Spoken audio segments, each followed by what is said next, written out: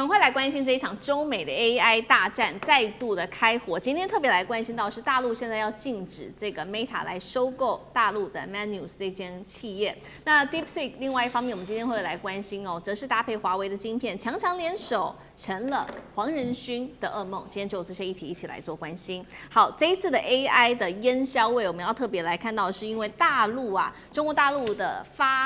改委在4月27号这一天正式的公告，他说对于美国企业 Meta 要收购大陆这一间 AI 新创公司 Manus 的一案，做出了禁止外资投资的这样子的一个决定哦。这个突如其来的决定，当然大家就关心说，是不是跟中美之间的中美科技战是有关系的呢？尤其最近 Manus 真的这一间企业是非常的红的，它是全球第一款通用型的 AI agents。那它有什么样的优势呢？它能够自主思考、拆解任务、执行解法，被视为是一个超级助手。当然了，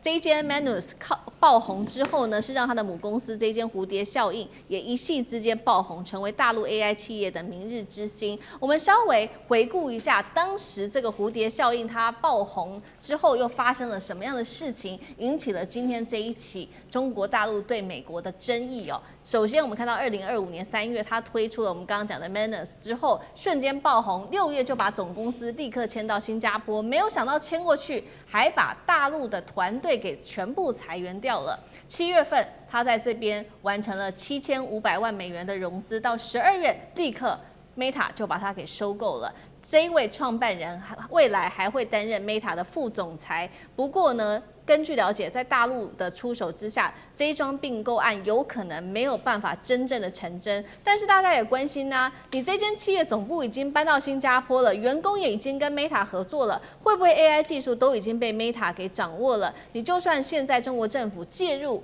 有没有效呢？那大家也在做分析。其实呢，中国政府不管有没有效，但是也要对未来的企业做警告，说你不要在新加坡利用新加坡这边做洗白，来完成你想做的。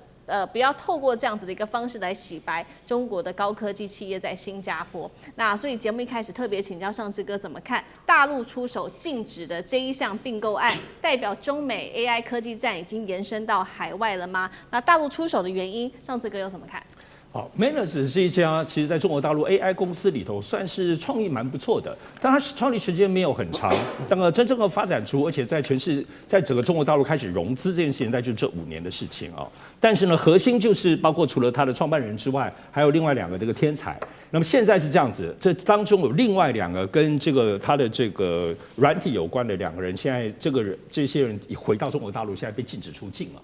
所以中国大陆这一次在这个发改委会做这件事情，我想已经表示非常清楚了，这是什么意思呢？首先，所有的民间，你们以为是年轻人创意，民间的开发的 AI 技术不是你们的，这不是商业，这是国家的。就如同先前美国能够包括NVIDIA 的部分晶片不能出去被管制，中国大陆也并不是不管制，国内没发展。可是现在 AI 在中国大陆的技术软体方面是领先的，而现在它只是很清楚的告诉你，这个是国家的。为什么呢？因为这家公司是从武汉发机里头，其实先前拿到包括中国大陆国资委有很多的投资，也就是国家也曾经投资你扶持你，而不是全部都靠你自己来的。所以我觉得这个宣布当中是对于在去年25年 Manus 现在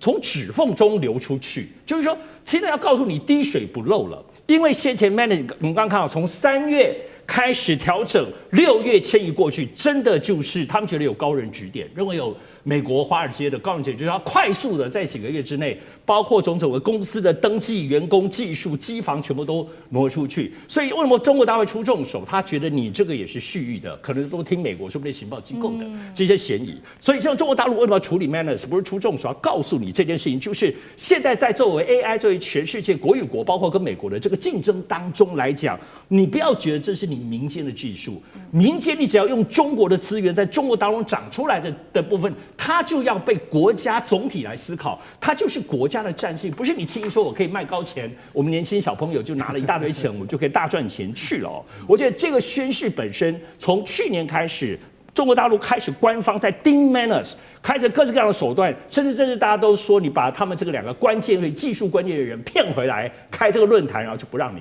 出境了。我觉得中国大陆是可以说是所有的手段都出了，而发改委这次做法，我认为他要求要剥离。你现在跟 Meta 管你们合不合作？作为国家来讲，我要你最后播出来这件事情，这不是他现在政策，我认为是接下来中国大陆要做的。好，现在大陆政府非常的不满哦，等于是 Manners 这间公司用大陆的资源跟它的资金来去发展这家企业之后，竟然就转向新加坡去做发展了。所以呢，包括它的创办人这一位肖宏，他也被现在限制出境，人就在中国大陆。AI 人才接下来也会做一个比较严格的管制吗？那大使又怎么看这整起事件？对，这个就是中国大陆第一次这样出手哈，禁止你来并购我的公司。当然，国际间并购是很多的。可是并不是所有的产业都可以并购，其实美国也有同样，世界各国都有这样的同类做法。那这个就是这样做，就表示其实中国在这个产业它的创意跟它发展已经走到世界前沿了，也就有这个价值，别的公司、外国的公司来抢你的技术，它不是抢你公司，是抢你的技术，把你专利通通带走啊。那所以这里面就变成就是说，中国大陆已经惊觉到中国有些公司已经发展到这个程度了，而且这个公司基本上是纯本土的。他的这个创办人叫肖宏，他事实上是，他是90后93年，他是华中科技大学的。他的一个特色，他从来没出国留学，他是纯中国本土培养的人才，本土的资本培养出来的。那当然，他就是说他有工程师红利，他的公司在所有创业之下，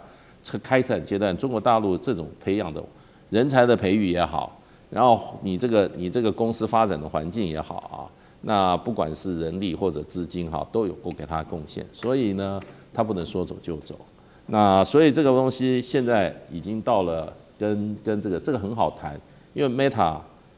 不敢得罪中国的不敢得罪中国政府的，所以这个案子中国一说禁止并购以后，Meta 现在已经在举行是吧？就要恢复原状。是。这个可是恢复原状，第一个，我如果付出的款的话。那你这个 Manners 你要把钱还给他，然后还有就是说这里面就变成就是说还有技术与数据的，就是说你已经在使用的，你必须要给他怎么样隔离，要删除。所以这个只要中国大陆公司这个国家出手的话，我想这个案子很快就可以解决。那不过这也树立一个新的一个标准，也是中国的这种创新公司哈。你不能啊，在中国的环境里面，你得出了技术的突破啊，你突然啊，别人一招手拿20亿美金，你就全部卖给别人了。是，这个不是中国不允许，全世界国家有技术、领先技术国家都不会允许的。对，好，所以这一起案件其实是中美科技战之下的一起争议哦。那除了我们刚刚关心的这个 AI 的科技大战之外，我们也来看到大陆现在则是在努力的致力发展它的 AI。那我们特别来看到大陆的龙头 AI 的龙头 DeepSeek 发布的最新的旗舰模型 V4的模型，首度针对华为的晶片架构做了优化，那么代表大陆的 AI 正式进入模型再加晶片全国产业链的一个整合，恐怕让黄仁勋紧张了。干哥怎么看？好 ，DeepSeek 它最新推出了 V4的预览版，就是说它现在正式上线了啊，然后同步开源。然后 V4它有什么你知道？它有 Pro 跟 Flash 2种版本。听说 Pro 它可以同时处理100个词源 token， 他说在业界说，哎呦吓死了，为什么？但是在这个辉达做得到而已，现在用华为的晶片也做得到了，用华为的升腾 VPN， 它竟然做到了。可是当然这种东西，你说它还没有真正的，它现在只是预览版，还没有上市，对不对？但是已经让黄仁勋很惊恐了。华府常常挂一句嘴上子讲，他说。你们今天 AI 的成就都是当年不当使用美国的技术跟 know how。其实他讲穿了，川普的意思就是说，你们都是抄我们的啦。他想讲的是这句话。不过对不起，现在真正的专家发现了这个 DeepSeek 的 V4 以后，他们说没有，这个完全是华为自己的 know how， 也就是说他自己形成了自己的概念去发展出这个东西。然后，而且他说他表现的最强的地方是在数学，跟什么？跟竞赛这2个。好，在这2个方面，他说这个就完全是他们中国本土自己去研发出来的东西。因为他们的表现比聊天机器人要强过10倍以上。哇，那就是说等于是说，当年黄仁勋他对于整件事情的看法，就是说，川普，你认为你要阻绝中国在 AI know-how 的领域之外，不让他就是说能够这个获取或截取美国最重要的核心概念跟技术，但你不要忘记，不管是在矽谷或者是在哈佛，所有 AI 领域都是有50%以上的华人。也就是说，全世界你把美国啊、南非啊、印度啊这些人通通加起来，还等于一个中国。所以不管走到哪里都是这样的情况。所以到现在为止，我们现在怎么看？就是说黄仁勋，你知道辉达刚刚突破5兆美元的市值了，刚刚突破5兆，第2名只有4兆而已。5兆美元的市值